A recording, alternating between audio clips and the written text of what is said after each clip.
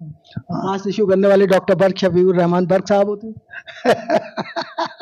तो मैंने तो कह दिया था, मैं तो फांसी के तख्ते पर लटका दिया जाता। पार्लियामेंट के अंदर लोग घुसे हैं, अगर इसकी जगह पर कोई मुसलमान का नाम होता है, मुसलमान आया हुआ होता तो अब तक कार्रवाई और कुछ हुई होती, उनके ऊपर यूएपीए लग गया होता, उन्हें आतंकवादी घोषित कर दिया और तो उस वक्त नक्शा दूसरा होता, इसको दूसरी नजर से देखा जाता। अगर मुसलमान हो का या इसमें कोई होता तो न मालूम क्या हंगामा होता, क्या क्या चार्जेस लगते और क्या क्या हालात होते, तो हमें बागी कहा जाता और ये कहा जाता है तो आतंकवादी हैं, सब कुछ कहा जाता। कि हमें यानी पार्लियामेंट सोई हुई थी, उसको जगाया कि देखो अब ये भी हो सकता है इसके अंदर, और ये हालात इस वजह से कल से ही हंगामा चल रहा है। कोई पार्लियामेंट के लिए कोई खतरा होता है तो मुल्क के लिए खतरा है। मैंने कहा, उसमें भी कहा कि हम पहले हिंदुस्तानी हैं, अगर हमारे मुल्क को खतरा रहा होगा तो हम हर कीमत पर मुल्क के साथ हैं अपने, और हमेशा साथ दिया है और देंगे। मुसलमान ने हमेशा मुल्क के लिए, अंग्रेज़ों को भगाने के लिए जो कुर्बानी दी वो अपनी जगह एक नज़ीर है। इसकी मुकम्मल तरीके से और ईमानदारी से सही जांच होनी चाहिए और इस पर सही एक्शन होना चाहिए, ताकि आइंदा ये बात फिर न दोहराई जाए जब 22 साल के बाद में और उसी तारीख को ये बात हो सकती है फिर ये, तो ये ताज्जुब की बात है। तो इसलिए ऐसा कोई इलाज उसमें किया जाए जिससे कि आइंदा पार्लियामेंट के अंदर सारे मेंबरान महफूज रहें और उन पर कोई आँच नहीं आए। बहरहाल वो तो सबसे ज़्यादा महफूज जगह है हिंदुस्तान की। सवाल कि अखिलेश यादव से डॉक्टर बर्क साहब की मोहब्बत कुछ कम हो गई है, अब इसमें क्या देखते हैं 24 का चुनाव संभल से? हाँ, इंशाल्लाह मैं इलेक्शन लड़ूंगा और इलेक्शन बहुत शान से जीतेंगे हम।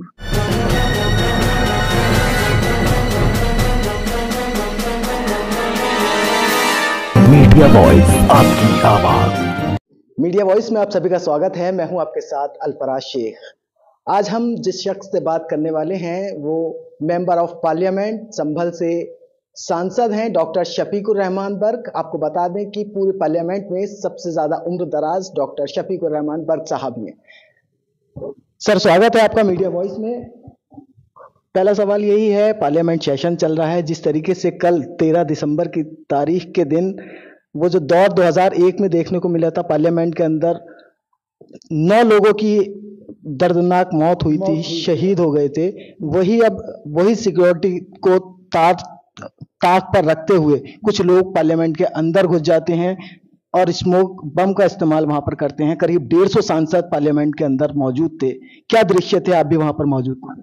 मैं उस वक्त चला आया था, उससे पहले हाँ मैं उस वक्त नहीं था, लेकिन बहरहाल मालूम हुआ कि वो लोग आए ज़ाब्ते के अंदर, जो एक बीजेपी के क्षेत्र के मैसूर के बहरहाल वहाँ के जो एमपी हैं, उनके जब पास बनता है जाने का, विजिटर का पास बनता है, तो पास बनवा के आए थे। अब भाई यूँ तो वैसे ईमानदारी की बात यह है कि हर एमपी आपको हर वक्त पूरी तहकीकात थोड़े करे, अगर उसके क्षेत्र का है तो इस यानी एतबार पर उसको परमिशन दे देता है, तो उसकी तो कोई कसूर है नहीं, इसमें नहीं किया जा सकता। लेकिन बहरहाल सिक्योरिटी का जहाँ ताल्लुक है, यानी सिक्योरिटी इज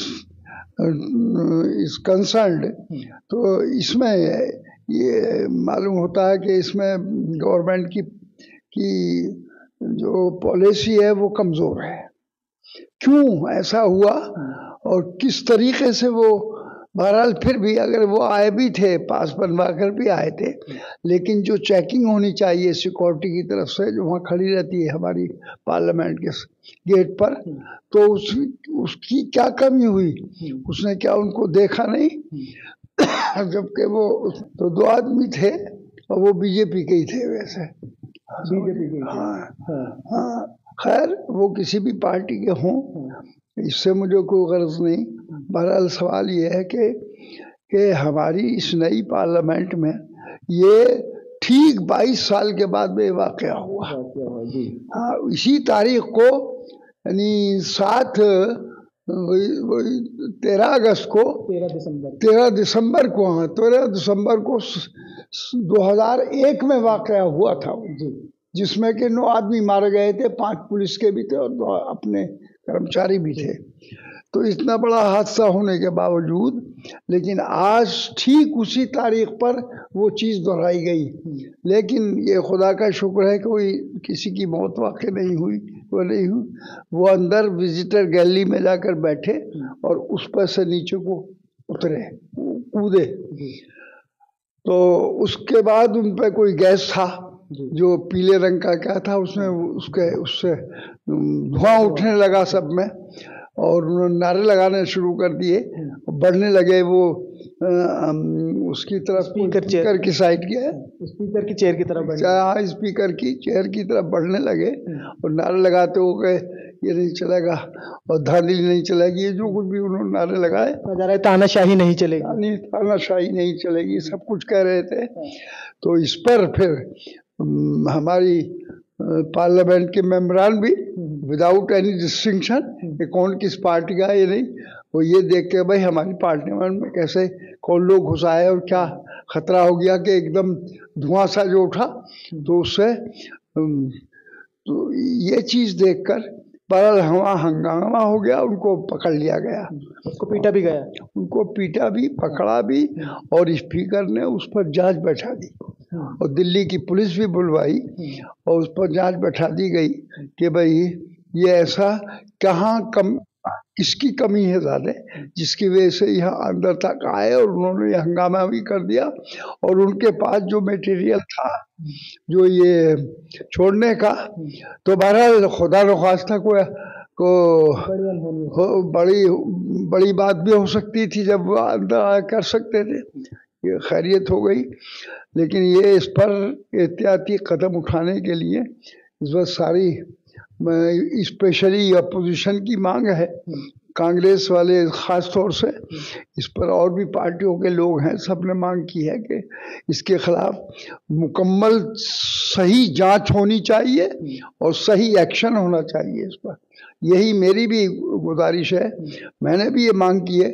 उस पर मीडिया पर जब मेरे पास लोग आए तो मैंने भी उनसे ही कहा कि मैं भाई ये बहरहाल इसमें जो कुछ भी कमी है वो गवर्नमेंट के फेलुअर होने की बात है कि गवर्नमेंट की तरफ से जो कर्मचारी हैं बहरहाल उन्होंने उनकी जांच क्यों नहीं की और कैसे अंदर आ गए।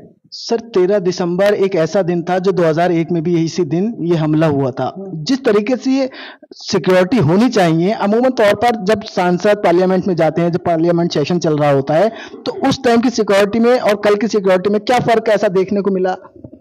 नहीं देखिए, सांसद तो हर गेट से आते हैं, जितने भी गेट हैं उसमें जो जिस साइड को उसकी बैठने की जगह है उसके इन्होंने गेट बनाए अलग-अलग।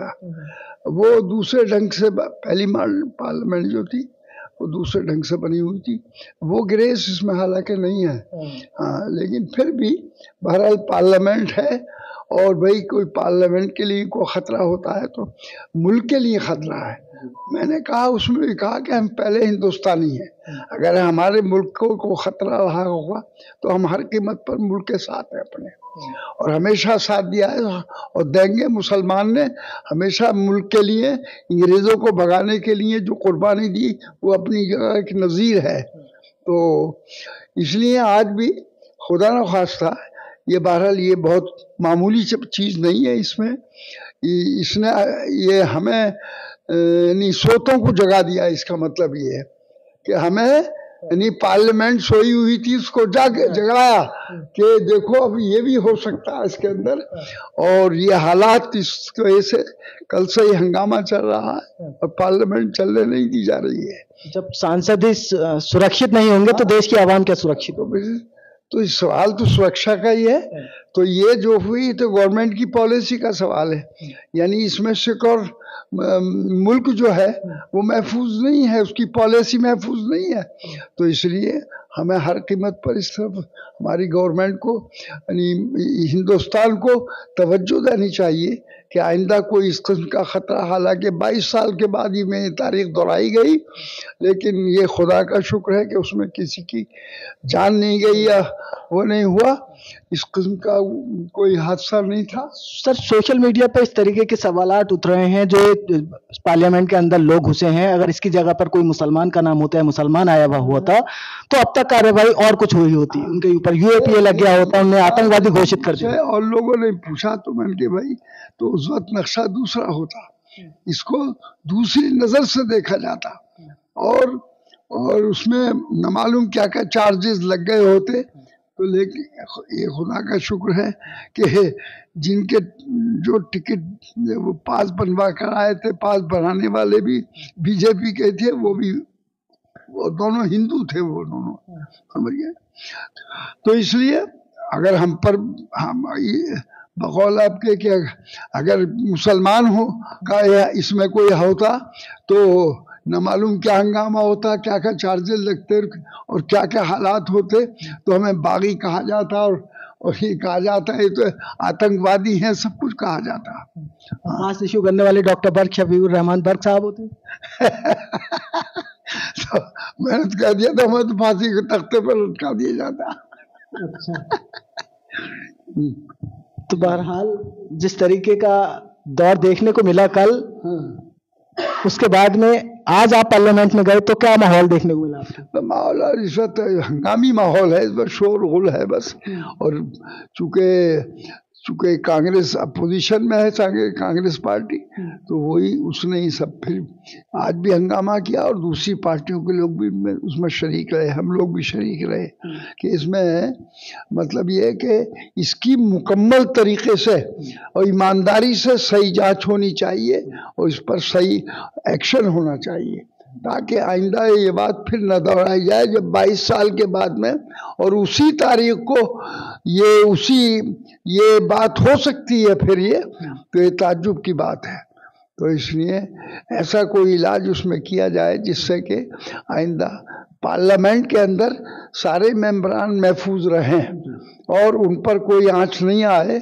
बहरहाल वो तो सबसे ज़्यादा महफूज जगह है हिंदुस्तान की, अगर वहाँ पर कोई बात होती है तो इसका मतलब ये कि हमारा देश सुरक्षित नहीं है, देश की तरक्की रुकती है इससे।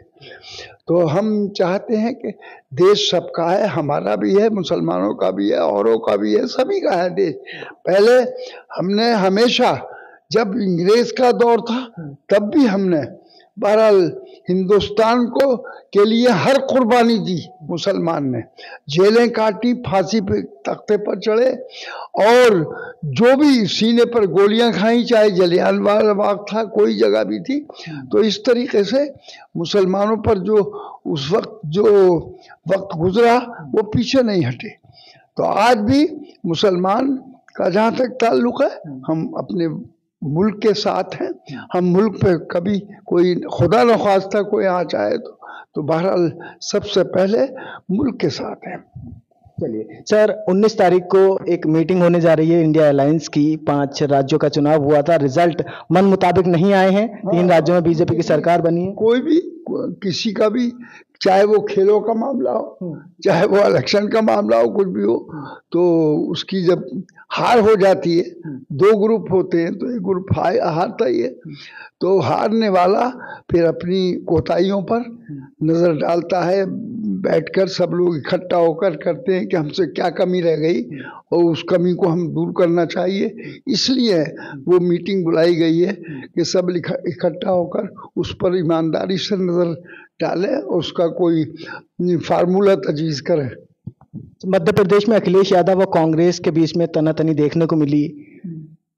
तमाम आरोप प्रत्यारोप की राजनीति मध्य प्रदेश से लेकर राजस्थान में भी देखने को मिली। क्या यही जो दौर देखने को मिला विधानसभा के चुनाव में, ये लोकसभा के चुनाव में भी ऐसा ही कुछ देखने को मिलेगा?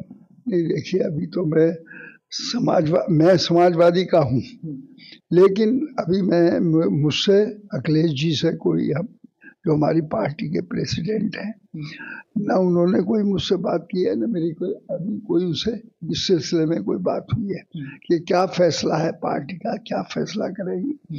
तो अभी मैं इसमें कोई तबसरा नहीं कर सकता। सर, आखिरी सवाल, कि अखिलेश यादव से डॉक्टर बर्क साहब की मोहब्बत कुछ कम हो गई है? नहीं, मोहब्बत हमारी तो इतनी है, हमारे वो भतीजे भी है। हमने और मुलायम सिंह ने, दो आदमियों ने मिलकर ये पार्टी बनाई थी। रात और दिन जूझे रहे इसमें ही, और ये पार्टी हमने बनाई। लिहाजा मैं मुलायम सिंह और मैं उन्हें भाई अपना समझता था, और उसी नज़रिए से मैं उनको अपना भतीजा समझता हूँ, और हमारी कोई मोहब्बत कम नहीं हुई है। 24 में क्या देखते हैं, 24 का चुनाव संभल से?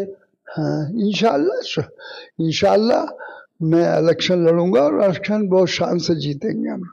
बहुत बहुत मुबारकबाद आपको अभी से ही। तो हमारे साथ में डॉक्टर शफीकुर रहमान बर्ग थे। अपनी बात बेबाकी से रखते हैं। इस पूरे इंटरव्यू पर आपकी क्या कुछ राय है, अपनी कीमती राय हमें जरूर दीजिए। देखते रहिए मीडिया वॉइस। शुक्रिया।